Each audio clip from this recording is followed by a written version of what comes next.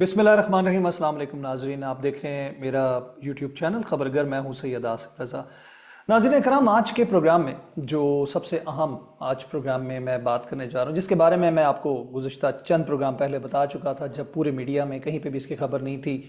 ईरानी सदर इब्राहिम रईसी जो हैं उनका दौरा पाकिस्तान, जो कि पाकिस्तान पहुंच चुके हैं अपनी अहलिया के हमरा और एक आला सतही वफ़द के हमरा वो पाकिस्तान में हैं, जिसमें कहा यह जा रहा है कि 7 अहम मुआहिदों पर दस्तखत होंगे और एक मुश्तरका एलामिया जारी होगा।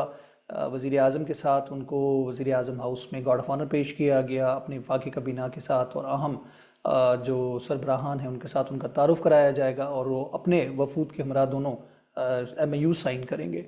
अब इसके पस मंज़र में चलते हैं, ये दौरा क्यों इतना अहम है। सबसे पहले तो हम गल्फ़ सिचुएशन की बात करें, गज़ा के तनाज़े की बात करें, उसके बाद इसराइल और ईरान तनाज़े की बात करें, जो एक दूसरे के ऊपर हमने देखा कि हमलों की बात की जा रही है, जबकि इसराइल की तरफ से जो हमला कहा जा रहा है इंटरनेशनल मीडिया की जानिब से, लेकिन अभी तक इसराइल की तरफ से कोई कंफर्मेशन नहीं है और ईरान ने भी इसकी तस्दीक नहीं की, सिवाय कोई अनआइडेंटिफाइड ऑब्जेक्ट के हवाले से, प्रोजेक्टाइल के हवाले से, या शायद एक ड्रोन जो सर्वेलेंस कर रहा था उसके हवाले से, एंटी एयरक्राफ्ट के फायर थे जिसकी वजह से 3 धमाकों की आवाज़ें सुनी गई थी। उसके अलावा अदरवाइज़ कोई चीज़ रिपोर्ट नहीं हुई।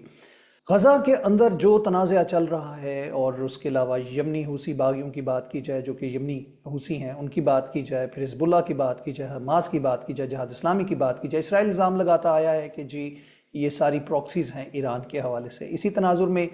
US ने इराक़ में जो कासिम सलमानी उनके अहम कमांडर थे और जो उनको शहीद किया, उसके बाद उनकी बरसी के ऊपर इसी साल हमने देखा कि 2 धमाके करवाए गए जिसमें उनके और जो कुलीग्स थे या और अहम कमांडर्स थे वो शहीद हुए। उसके बाद हमने देखा कि जो शाम के अंदर ईरानी सिफारत खाना है उससे मुत्तसिल बिल्डिंग जो थी उसको इसराइली एयर स्ट्राइक ने निशाना बनाया इसराइल की तरफ से, और उसमें भी एक अहम कमांडर शहीद हुए।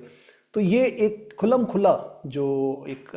बैनुल-अक़वामी कवानीन है उसकी खिलाफ वर्जी इसराइल ने की, जिसका हक़ दिफा यूनाइटेड नेशन सिक्योरिटी काउंसिल के चार्टर 51 के हवाले से, 51 के हवाले से अपने हक़ दिफा को इस्तेमाल करते हुए ईरान ने इसराइल के ऊपर स्ट्राइक की, और वो भी बड़ी एक नपी तुली की, जिसके बाद अच्छे खासे नुकसानात हुए। उर्दून की फ़ज़ाओं में भी कुछ रॉकेट और ड्रोन जो थे ईरान के उनको बिल्कुल एंगेज किया गया और उनको बिल्कुल नकारा कर दिया गया। लेकिन साथ साथ ईरान के जो रॉकेट और ड्रोन्स थे वो इसराइल तक भी पहुंचे, जहां पे उनको आयरन डूम की जानिब से कहा जाता है 99% वो क्लेम करते हैं इसराइली कि हमने उनको नाकारा बनाया, लेकिन उनके अहदाफ पे हिट हुए। बेस के ऊपर 2 बेसिस टारगेट हुई, और अपने नुकसानात को हमेशा से इसराइल जो छुपाता आया, और गज़ा के अंदर भी हज़ारों की तादाद में उसके फ़ौजी हलाक हो चुके जिनकी डेड बॉडीज़ को छुपाया जा रहा है। तो ये एक बड़ी तफसील है। इस दौरान इंटरनेशनल मीडिया ने भी एक हाइप क्रिएट की और अचानक से शोर मचा दिया कि इसराइल ने अपना बदला ले लिया, इसराइल ने स्ट्राइक कर दी, जिसकी कोई कंफर्मेशन नहीं। अब आते हैं इस दौरे की जानिब, और ये दौरा क्यों अहम है। अगर हम देखें तो इस दौरे की वजह से बैनुल-अक़वामी बरादरी में और इंटरनेशनल लॉबीज़ जो हैं उनके अंदर बड़ी खलबली मची हुई है, ख़ासतौर पे वो जो कि इसराइल के हमायती हैं, हिमायत याफ्ता ममालिक हैं, अमेरिका को शामिल कर लें या उनके इत्तेहादियों को शामिल कर लें, और इवन सऊदी अरेबिया के हवाले से, क्योंकि ये मशहूर है कि दोनों ममालिक के दरमियान जो ताल्लुकात हैं वो हमेशा अच्छे नहीं रहे।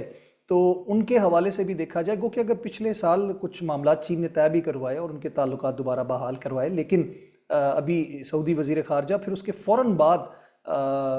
जिसे कहते हैं ना गैर एलानिया तौर पर जो वज़ीर दिफा थे सऊदीया के, वो भी पाकिस्तान पहुंच गए। मतलब 3-4 दिन पहले की बात है, और उसके बाद वो कुछ मामला तय करके रवाना हो गए। गैस पाइपलाइन मंसूबा जो ईरान के साथ पाकिस्तान का है, जो कि अधूरा है, पाकिस्तान की जानिब से अभी तक कंप्लीट नहीं हुआ। 1800 अरब के जुर्माने का क्लेम की बात है। पाकिस्तान वो जुर्माना माफ़ करवाने की बात करेगा, जो मैंने कहा था ना बहुत बड़ा दावा पाकिस्तान करेगा, एक जिसे कहते क्लेम ख़ास तौर पे, या मुतालबा करेगा, दावा नहीं। तो वो एक अंदर इनके अंडरस्टैंडिंग होगी, और उसके बाद उसको मौखर किया जाएगा या फिर उसके ऊपर कोई ना कोई और SOP बनाई जाएगी, और दिफाई मुआहिदों के हवाले से भी बात की जाएगी। फिर बॉर्डर सिक्योरिटी और बॉर्डर ट्रेड के हवाले से अहम पेशरफ देखने में आएगी, क्योंकि दोनों ममालिक जो दहशतगर्दी का शिकार हैं, और अफगानिस्तान की सरजमीन पाकिस्तान और ईरान के मुतसिल बॉर्डर एरियाज़ के अंदर प्रॉक्सीज़ को छुपा के वहाँ पे दोनों ममालिक के ख़िलाफ़ हमले करवाए जाते हैं, ताकि दोनों ममालिक के दरमियान जो है ताल्लुकात वो कशीदा रहें। پھر بارڈر ٹریڈ کے ساتھ ساتھ اگر ہم بات کرتے ہیں پیٹرولیم مصنوعات کے حوالے سے، اور پاکستان کو بہت بڑی آفرز ملنے والی ہیں ابراہیم رئیسی کی جانب سے، لیکن شرط یہ ہے کہ پاکستان جو کہ اس وقت انڈر امبریلا آف IMF ہے، اس کے بعد امریکہ کا خاص دباؤ ہے، اور دیگر ممالک جن سے پیٹرول، ہم اپنے دوست ممالک سعودیہ کی بات کریں، گلف کی کنٹریز کی بات کریں، تو ان کی ناراضگی بھی پاکستان نہیں لے سکتا، لیکن اس کو کس انداز میں، اس اونٹ کو کس کروٹ بٹھایا جائے گا، کیونکہ آج شام کو وزیر اعظم کے ساتھ ان کا ایک مشترکہ اعلامیہ پریس کانفرنس ہوگی، اس کے اندر 7 جو اہم معاہدے ہوں گے اس کے اوپر سائن ہوں گے، جو وفد ایک بہت بڑا آیا ہے جس میں تاجر بھی ہیں اور دیگر سرکاری حکام بھی ہیں، اعلیٰ حکام بھی ہیں، ان کے ساتھ جو معاملات طے ہوں گے اس کے بارے میں بتایا جائے گا۔ لیکن اس وقت جو دنیا میں گلف کے حوالے سے ایک بے چینی ہے اور ایک صورتحال ہے، تو اس وزٹ کو بڑے مانیٹر کیا جا رہا ہے اور بڑی کھلبلی مچی ہوئی ہے، اسرائیل کی جانب سے، امریکہ کی جانب سے، UK کی جانب سے اور دیگر ان کے اتحادیوں کی جانب سے، اور بھارت جو ہے پاکستان اور ایران کی کبھی بھی دوستی اس طرح دوبارہ قائم نہیں ہونے دینا چاہتا، تو وہ اس وقت کیونکہ چابہار میں اس نے اپنے بیس کیمپس بنائے ہوئے ہیں جہاں سے پاکستان کے اوپر حملے کروانے کے لیے فنڈنگ کرائی جاتی رہی، اور وہاں پر تمام ان کا را کا اور IB کا ایک آپریٹو جو تھا، جس میں کلبھوشن یادو ہمارے سامنے ایک بڑی زندہ جاوید مثال ہے، اور اس کا پورا نیٹ ورک توڑا گیا تھا۔ تو یہ کنسرنز پاکستان کے بھی ہیں اور پاکستان یہ بھی ڈسکس کرے گا، اور اس کے بعد دونوں ممالک اپنے معاملات کو طے کریں گے۔ تو دیکھتے ہیں جناب، اس کے بعد مشترکہ اعلامیہ آئے گا تو اس کے بعد ہم دیکھیں گے کہ یہ معاملات کس جگہ طے ہوئے۔ لیکن یہ میں آپ کو بتاتا چلوں کہ Iran Pakistan gas pipeline کے حوالے سے اس معاملات کو مؤخر کرنے کی بات کی جائے گی، اور ہو سکتا ہے کہ اس میں مؤخر کرنے میں دونوں ممالک کی رضامندی سے اس کو تھوڑے عرصے کے لیے پوسٹ پون کیا جائے یا کچھ عرصہ مانگ لیا جائے، اور ساتھ ساتھ ٹریڈ میں خاطر خواہ جسے کہہ سکتے ہیں کہ بارٹر ٹریڈ، جس میں اجناس کی ٹریڈ ہوگی، اجناس کے بدلے اجناس، اس میں کافی پیش رفت ہم دیکھیں گے، اور سیکیورٹی کنسرنز کے حوالے سے اور دفاع کے حوالے سے اہم معاہدے سامنے آئیں گے۔ میں چاہوں گا آپ سے اجازت، اللہ نے کے بعد۔